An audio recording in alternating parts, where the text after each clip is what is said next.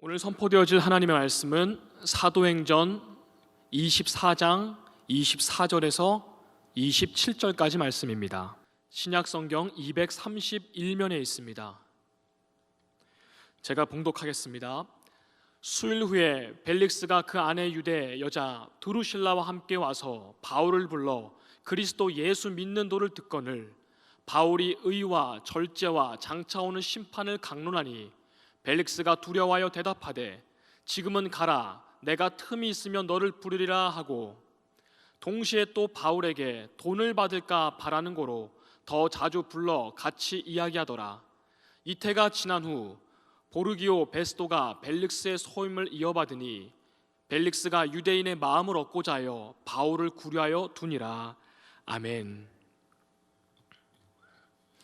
오늘 본문은 사도 바울이 2년 동안 가이사랴 감옥에 갇혀 있을 때의 일입니다.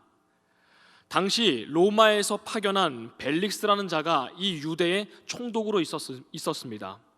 이 벨릭스는 아주 잔인하고 또 권력에 아주 탐욕스러운 그런 인물로 익히 알려져 있습니다.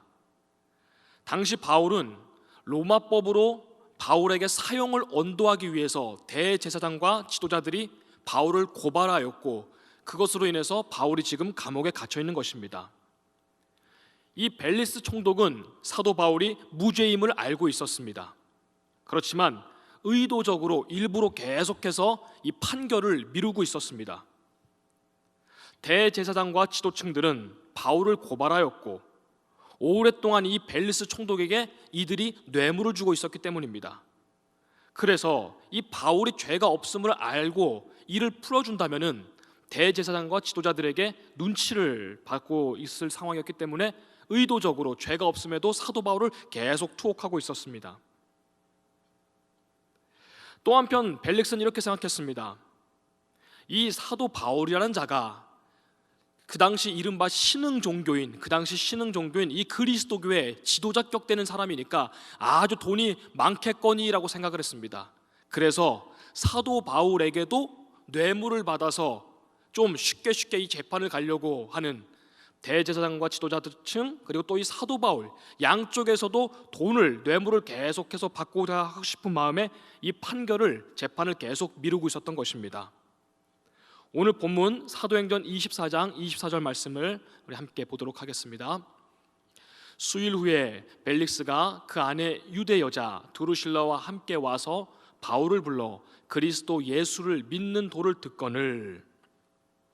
며칠 후에 이 총독 벨릭스가 자신의 아내 드루실라와 함께 바울을 개인적으로 그들 앞에 불러냅니다. 그리고 이렇게 질문합니다. 이게 24장 말씀입니다. 야, 너 자꾸 그리스도교 하는데 도대체 그리스도 예수를 믿는 도가 뭔지 나한테 한번 얘기나 한번 해봐라, 설명이나 한번 해봐라, 이런 의미인 것입니다. 그 질문에 사도 바울은 한치의 망설임도 없이 이렇게 답합니다. 그것이 이어지는 25절 말씀입니다. 우리 상반절 보겠습니다. 바울이 의와 절제와 장차 오는 심판을 강론하니. 도대체 그리스도를 믿는다는 게 뭐냐? 나한테 설명이나 좀 해봐라. 사도 바울이 대답하기를 의, 절제, 장차 오는 심판, 이렇게 세 단어로 정의를 내립니다.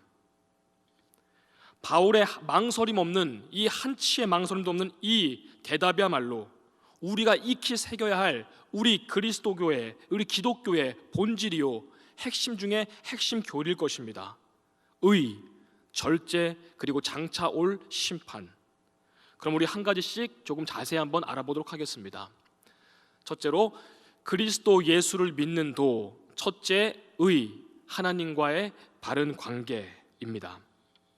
성경에서 의는 하나님과의 바른 관계를 올바로 맺어가는 것을 보통 말하고 있습니다. 내가 예수님을 믿는다는 것이 무엇일까요? 다시 말해 그리스도인으로 살아간다는 것은 하나님과의 올바른 관계를 잘 맺고 그 관계 속에서 계속해서 살아가는 것을 말합니다. 하나님을 하나님으로 모시고 나 자신은 이 하나님 앞에 창조된 피조물로서 살아가고 그렇게 여기는 자세입니다. 내가 하나님보다 위에 서서는 안 되겠죠.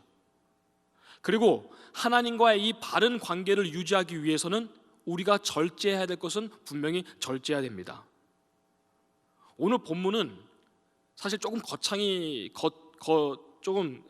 말해서 제 개인적인 이런 신앙의 철학이기도 합니다. 그래서 다이어리 맨 그 표지 뒤에 보면 두꺼운 부분 있지 않습니까? 거기에 항상 이제 큰 걸로 써놓고 제 머리와 심령 가운데 새겨 놓았다고 저는 생각을 하면서 살아갑니다. 의, 절제, 그리고 심판. 이 교리가 우리 그리스도 예수를 믿는 도임을 모르는 사람 이 가운데 여러분 누가 계십니까? 그렇다면은 의, 절제, 심판 이 앞에 떨리는 심정으로 이것을 기억하고 그리고 긴장하며 살아가시는 분 혹시 계십니까? 제가 방금 다이어리를 매년 사면 이것을 표지 뒤에 크게 써놓는다고 말했는데, 그렇다면 저는 이것을 늘 마음에 새기고 늘 긴장하면서 하나님 앞에 당당하게 살아갈까요? 그렇게 써놓았지만 매번 저부터 때때로 잊어버리고 살고, 어쩔 때는 알면서도 모르는 척하면서 살 때도 사실 많곤 합니다. 작년 1월 초쯤에 우리 아까 집사님 기도해 주셨다시피 이때쯤에 바이러스를 통해서 확산되는 질병 코로나라는 것이 중국 우한에서 발생했다, 이런 뉴스들이 막 이맘때쯤에 나오기 시작했었습니다. 중국에서 환자 몇 명이 나왔다더라, 다른 나라에 전파될 위험이 있다더라, 이런 뉴스들이 요 전때쯤에 이렇게 나왔습니다. 그로부터 불과 1년 만에 온 세계 정치, 경제, 사회, 문화 모든 분야가 지금 여전히 혼돈 속에 있습니다. 어제 뉴스를 말씀을 정리하면서 살펴보니 전 세계 사망자가 200만 명이 넘어섰고 합병증으로 인한 사망자 수는 정확히 통계를 잡기가 불가능하다고 합니다. 그리고 의학 체계나 조사 체계가 우리보다 조금 후진적인 나라에서는 이 자체 숫자가 포함이 아예 집계가 안 되기 때문에 200만 명의 숫자보다 훨씬 더 많을 거라는 얘기가 덧붙여 있습니다. 확진자 수만 1억 명을 넘었다고 합니다. 평생을 멋지게 사셨던 저희 이모부께서도 코로나로 면회가 안 되는 상황에서 손주들과 또 자녀들 창문 하나 사이에 두고 인사하신 다음에 코로나로 작년 미국에서 돌아가셨습니다. 오늘 1월 20일입니다. 오늘이 정확히 우리나라의 첫 번째 환자가 나온 지 정확히 1년 되는 날이라고 합니다. 정확히 1년이 지난 지금 세상이 이렇게 바뀌게 될 것이라고 예상한 사람은 그 누구도 이 세상에 한 명도 없을 것입니다. 이처럼 심판이라는 것은 우리가 예상하지도 또 상상해 본 적도 없고 영화에서도 본 적도 드문 이런 모습으로 우리에게 찾아왔고 또 우리에게 앞으로 하나님의 심판도 임할 것입니다. 우리 교회는 매주 이렇게 아름답게 강단 장식을 수고해 주신 분들이 있습니다. 또 감사할 일로 헌신하신 분들이 계셔서 우리가 감사로 이렇게 축할 일이 서로에게 많아지기를 바랍니다. 동시에 이렇게 아름다운 강단 장식의 꽃들, 화려한 이 장식들, 한 주만 지나면은 우리가 모르는 사이에 이 꽃들은 새로운 것들로 바뀌어 있습니다. 언제 그랬냐는 듯이 다른 모양으로 다 바뀌어 있죠. 한 주 전까지만 해도 그렇게 아름답던 꽃들, 장식들 다 어떻게 되겠습니까? 한 주가 지나면은 시들고 마르게 되어서 이 꽃들은 분리수거함으로 다 들어가게 됩니다. 제 아무리 화려하고 이쁜 꽃이 있다 한들, 그것이 다발로 장식으로 되어 있다 한들 사실 이 친구들은 지금 죽어가고 있는 중입니다. 이 친구들의 뿌리는 뽑혔으며 줄기는 각자의 모양대로 잘려나간 채 그저 잠시 물을 빨아들여서 그 생명을 유지만 하고 있는 중인 것입니다. 살아있는 것처럼 보이나 사실은 죽어가는 것입니다. 이게 헌신하신 분들, 장식하신 분들, 그분들의 수고는 너무 대단하지만 이 꽃 자체로는 그렇다고 우리가 말씀을 나누고 있는 것입니다. 그야말로 일장춘몽, 한여름밤의 꿈처럼 화려했던 꿈과 같이 저기 이렇게 서 있는 것입니다. 이것을 우리에게 적용해 보면 어떨까요? 또 오늘 첫 번째 의에 관해서 나오는 주제에 적용해 보면 어떨까요? 제 아무리 부귀영화를 누리고 산다 한들, 사람들이 봤을 땐 누구나 부러워할 만한 삶을 살아간다 한들, 그것이 영원할 것처럼 착각하며 살아간다 할지라도 하나님으로부터 그 관계가 어긋나 있다면, 잘못되어 분리된 관계 속에 있다면 나 자신만 그것을 깨닫고 있지 못할 뿐 사실은 말라 죽어가고 있는 것이란 것입니다. 영적으로 삐뚤어지고 꺾여지고 잘려진, 그저 겨우 이 땅에 있는 동안에 생명 유지만 해나가는 꽃장식과 그런 인생이 뭐가 다르겠습니까? 그렇다면 이 바울이 말한 첫 번째 하나님의 의, 하나님이 주신 이 의, 하나님과의 관계를 위해서 우리는 무엇을 어떻게 해야 되겠습니까? 찬송가 180장 가사 가운데 우리가 잘 아는 은혜와 동시에 또 영적으로 찔림이 있는 이런 가사가 있습니다. 주님 다시 오실 날을 우리 알 수 없으니 항상 기도하고 깨어 있어서. 하나님의 나팔 소리가 천지를 진동하는 그 순간, 예수님께서 영광 중에 구름 타고 오실, 구원의 심판하실 그날을 우리는 알 수 없게 항상 기도하고 영적으로 깨어 있으라 성경에서 말씀하시고, 또 그 찬양에서 우리는 함께 찬양을 하곤 합니다. 이것이 바로 사도 바울이 말하는 의, 늘 영혼육에 깨어 있으며 하나님과의 바른 관계를 맺어 나가야 할 우리의 삶이 되어야 될 것입니다. 자, 둘째로 사도 바울은 이렇게 말했습니다. 그리스도 예수를 믿는 도란, 둘째, 절제하는 삶입니다. 저도 책을 이 본문에 관련해서 여기저기 찾아보다 보니까 이 절제라는 단어가 사실 이 한글 번역으로 적합하지 않다라는 의견들이 여기저기서 좀 나왔습니다. 학자들이 그렇게 말을 합니다. 우리가 절제라는 단어를 쓸 때 흔히 말해서 조금 줄여라 이런 의미가 좀 있습니다. 요즘 제가 애들한테 하는 말 중에 야, 휴대폰 좀 줄여라, 휴대폰 좀 절제해, 이 말은 너 당장 그만둬, 갖다 버려, 이런 뜻이 아닙니다. 휴대폰 좀 절제해라, 술 좀 절제해, 뭐 나쁜 짓 좀 절제해, 이 말은 좀 줄여라, 적당히 좀 해라, 이런 줄여라라는 사실 의미가 있습니다. 그런데 오늘 본문 이 절제라는 뜻은 헬라어를 보면은 앵클라테이아라고 합니다. 저도 책을 통해서 알게 되었습니다. 이것은 무엇이냐, 줄여라 그 뜻이 아니라 마치 무를 싹둑둑 하고 잘라내듯이, 무 자르듯이 깨끗하게 잘라내버리라는 것입니다. 이게 절제라는 말입니다. 끊어내라, 싹둑 잘라내라. 영어도 보니까 put, 집어서 aside, 옆에 그냥 푹 던져놓으라는 뜻입니다. 말 그대로 던져버려라, 그냥 좀 줄이는 것이 아니라 아예 내 눈앞에서 던져버려라. 내가 하나님과의 바른 관계를 맺고 살아가려면은 세상에 무 자르듯이 버릴 걸 버리지 않으면 우리는 안 될 것입니다. 이렇게 말하는 사람도 있을 것입니다. 야, 비록 내가 한 발은 여기에 두고 교회 예배 두고 한 발은 내가 세상에서 좀 가끔 좀 막 살기도 하지만 그래도 나 정도면 하나님과 관계 잘 맺고 있지 않느냐, 그런 말은 사실 성립이 되지 않을 것입니다. 오늘 말씀에 근거하면 무 자르듯이 뚝 하고 잘라내어야 그것이 절제, 사실 한자로도 끊을 절자이기도 하지요. 끊는다는 뜻일 것입니다. 그리하여 요한계시록 3장 15장 16절 우리가 잘 아는 말씀이 있습니다. 절제하지 못하여서 이렇게 하는 경우가 있지요. 미지근하여 네가 덥지도 아니하고 차지도 아니하니 내 입에서 너를 토하여 내쳐버리리라. 절제하지 못하는 자, 끊어내지 못하는 자에 대해서 미지근하다, 내가 토해내버리라 라고 말하고 있습니다. 창세기 39장에 보면은 우리가 잘 아는 믿음의 사람 요셉이 나옵니다. 특별히 이 39장에서는 보디발의 아내가 등장하여서 계속해서 젊은 이 요셉에게 동침을 요구하는 장면이 거듭 기록이 되어 있습니다. 이때 요셉은 어떻게 대처합니까? 우리 말씀 보겠습니다. 창세기 39장 12, 13절입니다. 그 여인이 그의 옷을 잡고 이르되 나와 동침하자. 그러나 요셉이 자기의 옷을 그 여인의 손에 버려두고 밖으로 나가매 그 여인이 요셉이 그의 옷을 자기 손에 버려두고 도망하여 나감을 보고. 아멘. 여기 말씀에 보면은 요셉은 절제, 조금 줄이지 않았습니다. 적당히 요 선에서 멈추지 않았고 뭐라고 나와 있습니까?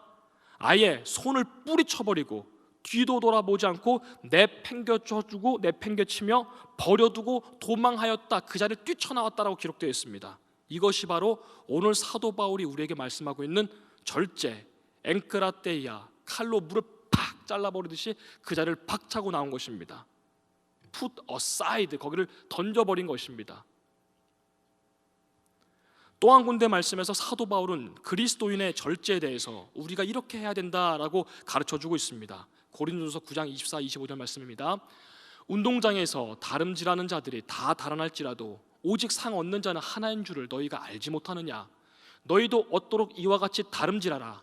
이기기를 다투는 자마다 모든 일에 절제하나니. 사도 바울은 그 당시 이미 고대 그리스 시대에 존재했던 올림픽이라는 경기를 보았을 것이다라고 많은 사람들이 예측을 합니다. 추측을 합니다. 그래서 그 올림픽 경기를 보면서 이기기를 다투는 그 운동선수들이 얼마나 저렇게 절제하는가. 이기기 위해서 한 사람만 상 받는 것을 너희가 다 알고 있지 않느냐? 다름질하는 모든 사람이 다 상 받지 않는다. 그러면서 이렇게 말합니다. 저들의 몸과 마음이 절제하는 것을 보고 먹고 싶은 것, 하고 싶은 것, 가고 싶은 것, 되고 싶은 것 다 언제 저렇게 상 받겠느냐? 그러면서 절제하나니, 저들은 절제하나니, 그러면서 이렇게 말합니다. 너희도 이와 같이 하라. 너희도 그들과 같이 절제하라. 절제에 관한 분야는 사실 너무나 광범위하고 너무나 많습니다. 그리스도인들이라면 필히 우리가 몸과 마음을 절제, 그리고 생각까지도 해야 될 부분이 사실 너무나 많을 것입니다. 그리고 우리가 지금까지 살아오듯이 사실상 이미 겪고 있듯이 내 스스로 행하는 이 절제는 사실상 거의 불가능합니다. 오늘 요셉처럼 순간순간 찾아오는 이 유혹들, 단순히 요셉은 성적인 유혹이었습니다만 우리가 얼마나 양심에 거리낌 수밖에 없는 일들이 때로는 많이 있지 않습니까? 돈, 또 마음에 드는 엉뚱한 생각들, 그리고 저거 이렇게 하면 안 되는 거 알면서도 오늘 좀 게으름 피고 싶은 마음들, 예배에 대한 게으름 피고 싶은 마음들, 이 모든 이 크고 작은 유혹들 앞에서 내 스스로 그때마다 스스로 뿌리치고 스스로 던져버리고 스스로 내팽개치고 뒤도 안 돌아보고 올 수 있고 나올 수 있다는 것은 사실상 그런 것을 할 수 있는 사람은 생각보다 많이 없습니다. 그래서 아까 찬양의 가사 그대로 또 성경 말씀 그대로 항상 기도하고 깨어 있도록 우리는 간구해야 될 것입니다. 그럴 때 성령 하나님께서 늘 민감하고 예민하게 우리가 깨어 있을 때에 우리를 깨닫게 하시고 그 순간 이것이 잘못됐다고 깨닫게 하시고 생각나게 하시고 우리에게 용기를 주셔서 그 자리로부터 무자르듯이 뛰쳐나올 수 있도록 우리를 도와주실 것입니다. 자, 세 번째로 그리스도 예수를 믿는 도, 장차 다가올 심판을 믿는 것입니다. 사도 바울은 그리스도를 믿는 게 도대체 뭐냐? 그리스도의 도가 뭐냐? 의, 절제, 그리고 마지막으로 장차 다가올 심판이라고 단호히 말했습니다. 심판은 하나님을 믿지 않는 사람에게는 영원한 형벌이 될 것입니다. 그러나 구원받은 하나님의 백성인 우리들에게는 하나님의 상 주심을 의미하고 있습니다. 하나님께서는 그 하나님의 백성들로 하여금 재능을 주시고 또 물질을 주시고 시간을 주셔서 이것을 어떻게 사용하느냐에 따라서 하나님께서는 셈하실 것입니다. 그리고 마지막에 이 땅에서의 행위에 따라서 심판하실 것입니다. 그 말씀이 고린도후서 5장 10절 말씀에 기록되어 있습니다. 이는 우리가 다 반드시 그리스도의 심판대 앞에 드러나 각각 선악간에 그 몸으로 행한 것을 따라 받으려 함이라. 이렇게 말하고 있습니다. 우리가 다 반드시 심판대 앞에 설 것이다. 예외 없이. 그리고 각각 홀로 무슨 단체로 무슨 가족별로가 아니라 각각 선악간에 선과 악간에 그 몸으로 행한 것에 따라 심판하신다고 분명히 기록이 되어 있습니다. 각각 홀로 심판대 앞에 서는 그 순간 어떨까요? 우리는 누구도 외에 없이 우리는 그 자리에 서게 될 것인데 우리는 그날 어떻게 될까요? 그 자리는 누군가에게는 영생의 복을 받는, 축복받는, 그리고 최후 승리받는, 칭찬받으며 마치 왕관이 씌워지는 대관식과 같은 정말 어마어마한 축복의 자리가 될 것입니다. 찬란하고 화려한 자리가 될 것입니다. 세상 그 어디에 올림픽 무슨 금메달 수여식 무슨 월드컵 무슨 이런 것과는 비교도 안 되는 자리를 우리가 체험하게 될 것입니다. 그러나 또 누군가에게는 이 땅에서는 지금껏 겪어보지 못한 충격과 공포의 자리가 될 것입니다. 두렵고 떨리고 비참한 결과에 땅을 치며 뒤늦게 비명을 지르며 후회한들 그 어떤 행동도 그때는 소용이 없을 것입니다. 교도관으로 오랫동안 근무하신 박효진이라는 장로님이 계십니다. 이분은 책을 교도관에 있을 동안에 26명의 사형수를 보면서 옛날엔 사형이 좀 빈번하게 사형 제도를 집행했었죠. 빈번하게 아니라 집행을 했었죠. 사형 제도가 있던 이 시대에 교도관이셨던 이 장로님의 간증, 하나님은 아무도 포기하지 않는다라는 책에 보면은 이런 내용들이 있습니다. 세상을 호령하던 그 힘과 권력으로 정치인들 또 경제인들을 좌지우지했던 수천 명의 부하를 뒀던 폭력배들을 두었던 이 조직폭력배 우두머리도 사람을 죽이고 가진 범죄를 할 때는 아무 눈 하나 깜빡이지 않던 사람이 정작 본인이 사형 집행을 당하던 날 그 세상 무서운 곳 없던 그 사람이 사형대 앞에서 다리가 풀려버렸다는 것입니다. 제대로 걷지를 못해 사람들이 양쪽에 팔을 잡고 부축을 하고 그런 사이 이 사람이 오줌을 질질질질 쏟는다는 것입니다. 무서워서.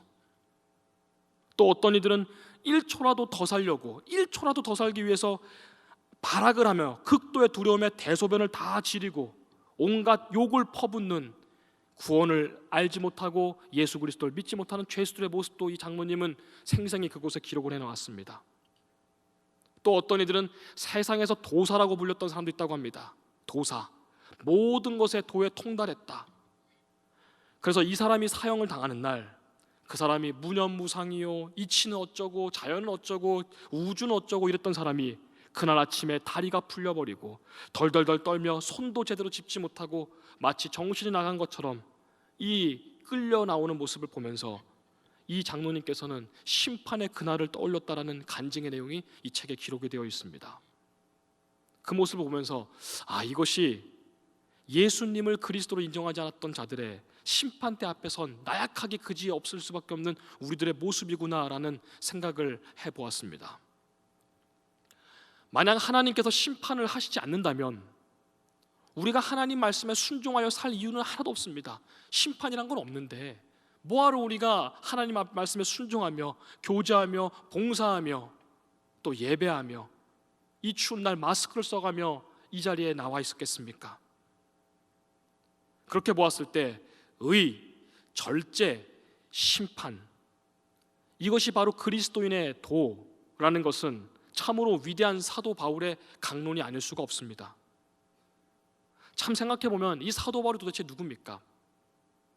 기독교 2000년 역사상 가장 위대한 사도요 교리를 글로써 정립한 위대한 믿음의 거인입니다. 다시 이 벨릭스 총독이 있는 그 재판장 앞으로 다시 한번 좀 돌아가 보겠습니다. 이 탐욕스러운 죄인 된 총독인 벨릭스와 두루실라가 사도 바울을 개인적으로 불렀다 그랬습니다. 그리고 의, 절제, 심판에 대해서 말씀을 들었습니다.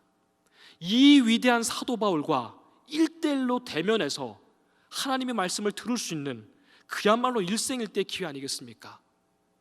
우리는 또 저도 꿈에서라도 가끔 이 믿음의 인물들을 보고 싶어 합니다.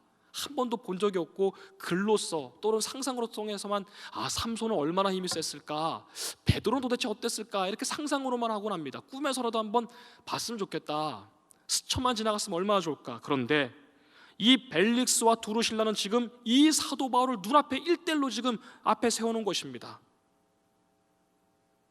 하지만 이 벨릭스와 두루실라의 처신은 참으로 우리의 기대를 빗나갑니다. 25절 후반절 말씀입니다. 벨릭스가 두려워하여 대답하되 지금은 가라, 내가 틈이 있으면 너를 부르리라 하고, 사도 바울이 그 앞에서 의와 절제와 심판을 말하자마자 두려움이 생겼습니다. 가라 듣기 싫다, 내가 시간 날 때 다시 부르겠다. 사도 바울을 앞에 두고 말입니다. 심히 두려워했다 생생히 말씀에 기록이 되어 있습니다. 당시 이 벨릭스는 어떤 사람이었는가 우리가 알고 있지만 한 번 더 잠깐 짚어보면 탐욕과 세욕에 찌들어버리는 아주 세속적인 권력욕의 하수꾼 노릇을 하는 그런 부역자였습니다. 잔인하게 사람들을 죽였으면서 뇌물을 받고 부정부패했으며 아내도 동시에, 이게 무슨 사별이라든가 이혼한 것이 아니라 아내를 두고서 세 번째 아내인 두루실라를 또 맞이한 것입니다. 그렇게 온갖 비리를 저지른 아주 탐욕에 찌든 인물이었습니다. 그러니 이 벨릭스 앞에서 사도 바울이 의롭게 사는 것, 절제해야 되는 것, 하나님의 심판을 말하니 이것이 심히 자신의 삶에 비추어 봤을 때 얼마나 찔림이 있었겠습니까? 그래서 두려워하였다. 그리고 자기가 지금까지 살아온 이 행적을 보아하니 하나님의 심판이라는 것 앞에 극히 두렵고 떨릴 수밖에 없었던 상황이었습니다. 26절 말씀 이어서 보겠습니다. 동시에 또 바울에게서 돈을 받을까 바라는 거로 더 자주 불러 같이 이야기하더라. 참 재밌습니다. 벨릭스가 이 바로 앞에 보면 두려워했다라고 말씀이 기록됐는데 그 다음 절 보니까 그래도 얘한테 혹시 내가 돈을 좀 받을 수 있지 않을까? 돈 주면 내가 재판 좀 형량 좀 낮게 해줄 건데 돈을 받고자 하여라고 말씀이 기록되어 있습니다. 그래서 사도 바울을 더 자주 불렀다. 이처럼 우리는 하나님 앞에 두려운 마음이 금방 사라져버린 이 벨릭스를 보고 한심하게 생각이 되곤 합니다. 야, 이 사람 진짜 한심한 사람이다. 사도 바울인데 이 사람이. 근데 여러분, 한 번 더 곱씹어 보면 우리 자신도 그럴 때가 있습니다. 매년 새해가 되면 우리는 결심합니다. 또 부흥회가 끝나거나 아니면 수련회가 끝나던가 어떤 특별한 인생의 계기가 있어서 하나님을 두려워하고 인생이란 것이 하나님의 은혜를 입은 거고 내가 하나님의 은혜로 다시 살아났구나 새롭게 결단한 적이 사실 우리는 몇 번 꽤 많이 있지 않습니까? 그러나 작심삼일이라고 이 새해 먹었던 이 단단한 마음도 결단도 하나님 앞에 약속도 어느새 오늘 벨릭스처럼 싹 사라져버리곤 합니다. 오늘 이 벨릭스는 이 위대한 사도 바울을 앞에 두고도 얘한테 뇌물 받고 내가 좀 내가 봐줄 수 있는데 얘가 그리스도 교회의 새로운 지도자라며 돈이 얼마나 많을까 이 생각밖에 안 했다는 것입니다. 27절 말씀입니다. 2년이 지난 후 보르기오 베스도가 벨릭스의 소임을 이어받으니 벨릭스가 유대인의 마음을 얻고자 하여 바울을 구류하여 두니라. 성경 말씀에는 이태가 지난 후라 써 있지만 제가 조금 보기 편하게 2년이 지난 후 이제 같은 뜻이라서 그렇게 번역된 본을 이렇게 적어보았습니다. 2년이 지났습니다. 아무리 사도 바울을 시시때때로 불러서 이야기를 나눠봤자 이 사도 바울이라는 자가 나에게 뇌물을 줄 기미가 전혀 보이지가 않습니다. 그래서 2년 동안 그저 그냥 방치해 두듯이 구류해 버립니다. 가둬놓아 버립니다. 바울이 의와 절제와 심판에 대해서 말할 때 잠시 두려웠던 이 마음은 이제는 안중에도 없는 것입니다. 그렇게 2년이 지나던 어느 날 이 벨릭스는 부정부패와 권력 남용으로 인해서 로마 본국으로부터 소환을 당합니다. 네로 황제가 그를 부른 것입니다. 그때 비로소 2년 동안 마음대로 방치해놨던 이 사도 바울이 떠올립니다. 그러면서 27절 방금 읽었던 말씀에 기록되어 있듯이 이 벨릭스는 사도 바울이 죄가 없는 것도 알고 있으면서도 마지막 순간까지도 유대인들한테 어떻게 하면 내가 마지막까지도 좀 잘 보일까, 어떻게 하면 정치인으로서 내가 환심을 살까, 그냥 감옥에 둔 채 이게 더 낫겠다, 안 꺼내주면 곤란하니까 놔둬버리고 다음 총독에게 다 넘겨버립니다. 여러분, 한 번 더 얘기하지만 이 위대한 사도 바울을 이렇게 여러 차례 만난 사람이 인류 역사에서 과연 몇 명이나 있겠습니까? 이미 일어난 사실의 만약이라는 것은 의미가 없지만 만일 이때 벨릭스라는 사람이 사도 바울을 여러 차례 만나면서 그가 그토록 강조했던 의와 절제와 심판이라는 것을 어느 순간 마음에 깨닫고 회개하여 그것을 믿음으로 받아들였다면 혹시 이 벨릭스는 오늘 이 로마 제국 안에 한 귀퉁이나마 변화시킨 정치인으로서 또 위대한 변심하고 회심한 또 그리스도인으로서 혹시나 역사에 남아있을 줄 누가 압니까? 이 스스로 사도 바울을 내팽개쳐 버렸다는 것입니다. 벨릭스가 끝까지 잡고자 했던 이 권력, 끝까지 고수하고자 했던 이 총독 자리, 그리고 그렇게 좋아했던 돈, 역사상 그 누구도 그 어떤 권력자도 지금 그 자리에 계속 있을 수는 없다는 것을 우리가 또 한번 깨달을 수가 있습니다. 우리는 지금 꽤 오랜만에 예배당에 나와서 비록 10%의 인원 제한을 두었지만 우리가 이렇게 앉아 있습니다. 내가 지금 앉은 그 자리, 대부분 우리는 자기 자리를 이렇게 찾아가는 습성이 있는 것 같은데 내가 앉은 그 자리, 과연 우리는 30년 후에도 이 자리에 우리가 앉아 있을 수 있을까요? 아마 대부분은 30년 후에 이 자리에 아마 없을 가망성도 꽤 많을 것 같습니다. 마찬가지로 총독이라는 이 자리뿐만 아니라 당시 날아다니는 새도 떨어뜨릴 것 같았더니 황제든지 간에, 왕이든지 간에, 대통령이든지 간에, 무슨 동네 이장이든 간에 사람이 영원히 앉을 수 있는 자리는 이 세상에 아무도 없을 것입니다. 모든 것은 다 우리가 잠시 앉아 있는 것뿐이요, 때가 되면 다 지나가게 마련인 것을 우리 모두가 잘 알고 있지 않습니까? 그저 역사상 훌륭했던 업적을 남긴 사람들 보면은 청동이나 무슨 돌이나 이런 것들로 동상이나 흉상이 되어서 조각되어 있는 것을, 우두커니 서 있는 것을 볼 수 있습니다. 그렇다 한들 죽은 사람 본인은 알지도 못하는 그 자신의 동상, 흉상이 있는 것이 여러분 무슨 소용이 있겠습니까? 벨릭스가 그토록 갖고 싶어했던, 유지하고 싶어했던 총독의 자리, 그 돈들, 만약에 이 벨릭스가 그리스도의 도를 받아들였다면 총독의 자리에서는 언젠가 내려오겠지만 벨릭스 자신은 구원받아 하나님 나라에서 영원히 살아갈 것 아니겠습니까? 이 기회들을 스스로 내팽개쳐버린 이 벨릭스는 참 불쌍하고 참 치근한 사람입니다. 자, 그렇다면 벨릭스만 그렇습니까? 우리 주변에는 지금도 하나님의 말씀에 대해서 수십 번, 수백 번 들었으나 여전히 주님의 밖에서 주님이 없는 것처럼 여기며 새 속에만 몰두해서 살아가는 사람들이 우리 사랑하는 가족 가운데서도, 친지들 가운데서, 동료들 가운데 얼마나 많이 있습니까? 한 번 더 곱씹어 생각을 해봅니다. 그렇다면 그분들만 그렇습니까? 나는 오늘 이 사도 바울이 말하고 있는 의, 절제, 그리고 심판 앞에 나는 당당할 수 있는 그리스도인입니까? 나는 떳떳해, 나는 그래도 당당해, 자신 있게 말할 수 있으십니까? 사실 우리에게 주는 교훈이 있습니다. 저 개인부터가 죄, 심판, 형벌, 지옥 이런 단어보다는, 교리적인 단어보다는 복, 축복, 은혜, 또 감사, 또 기쁨, 화평 이런 것들을 사실 저도 훨씬 더 그 내용들을 좋아합니다. 특히 우리 현대인들은 자본주의에 살아가다 보니 오늘 벨릭스처럼 돈들에 얼마나 그렇게 정신이 나가는지 모릅니다.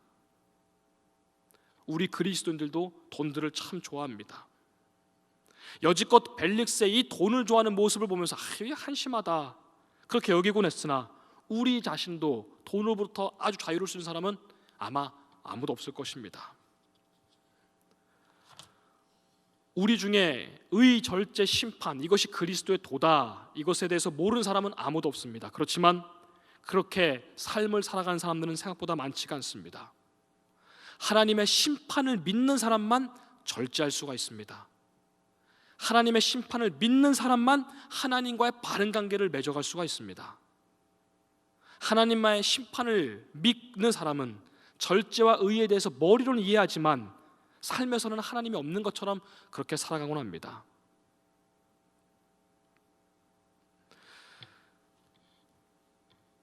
자, 오늘 이제 말씀을 정리하겠습니다. 바울은 자신이 말한 이 스스로 말한 심판에 대해서 바울은 믿었습니다. 그리하여 하나님과의 관계를 바르게 맺으려고 죽는 그날까지, 순교하는 그날까지 몸부림쳤고, 그리고 그 자신 또한 스스로 절제하며 살았습니다. 사도 바울이 순교하는 그 순간까지도, 그 무서운 벨릭스 총독 앞에서까지도 강조하였던 이 강론한 의, 절제, 그리고 장차 다가올 심판, 이 교훈 앞에 우리는 지금 살아 있습니다. 이 세 단어 앞에, 오늘 계속 반복해서 말씀드리고 우리가 익히 알고 있는 이 세 단어 앞에 당당할 수 있는 그리스도인들, 우리 전종환교회 성도님들 다 되시기를 주님의 이름으로 소망합니다.